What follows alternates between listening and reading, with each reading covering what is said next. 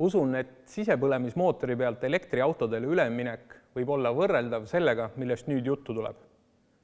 Tavapärane metallarmatuur raudbetoonis on endale saanud olulise konkurendi.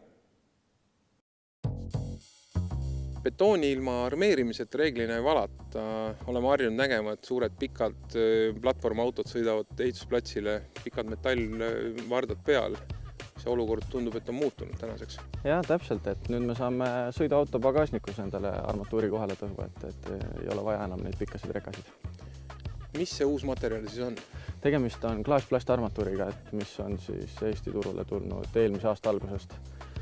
Tegemist on niisuguse innovaatilise tootega, et temal palju positiivse omadusi, miks siis võiks klaasplastiga metallarmatuuri asendada. Mis on need metalli omadused versus uue materjali omadused? Kui me võtame metallarmatuuri normtõmbe tugevuse, mis on seal kuskil 390 megapaskalit, siis klaasplastarmatuuri siis sama läbimõõduga normtõmbe tugevus on kuskil seal 1564 megapaskalit. Et klaasplastarmatuur on üle 3 korra tugevam metallist. Kuidas ta käitub erinevate keskkonnatingimustes? Tema ioonpaisumine on täpselt samamoodi nagu metallarmatuuril, mis tähendab siis, et ta ei hakka betooni lõhkuma. Paisumisega on ka see asi, et kui metall roostetama hakkab, siis ta hakkab paisuma ja ta hakkab enda ümbert betooni ära lõhkuma. Klaasplastil seda muret ei ole, sellepärast et see materjal on igavene. Kas see tähendab siis seda, et lähitulevikus meil metall kui selline betoonitööde puhul hakkab taanduma ja ära kaduma? No me tahame seda oota, et me teeme oma panuse selleks, et seda saaks niimoodi teha.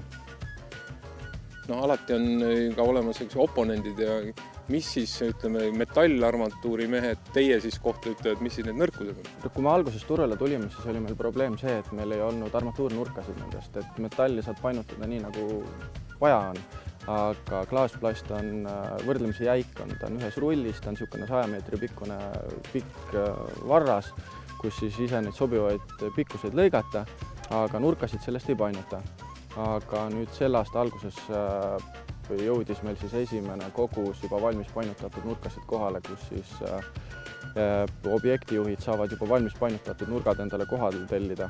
Ja siis ongi, et nagu Lego kokku panna need igast erinevad vormid, mida vaja on. Ja enam ei ole vaja kuskilt ehituspoodidest tellida neid armatuuri painutusmasinaid, et saab kulusid kokku selle võrra hoida.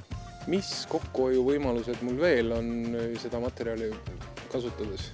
Et kui me siit paljut objektigi vaatame, et siis kus tegelikult oleks pidanud olema metallarmatuur seal 10 läbimõõduga, siis siin on kasutatud väiksema diameetriga klaasplastarmatuuri ja siis sealt on ka meeletu kokkuhoid.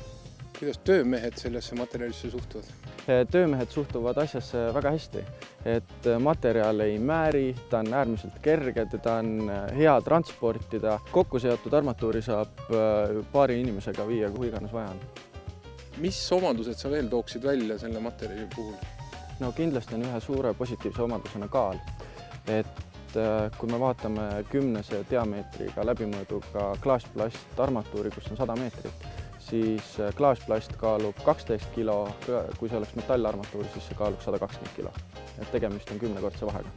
Et umbes 1000 meetrit armatuuri mahub sõiduauto pagasnikus.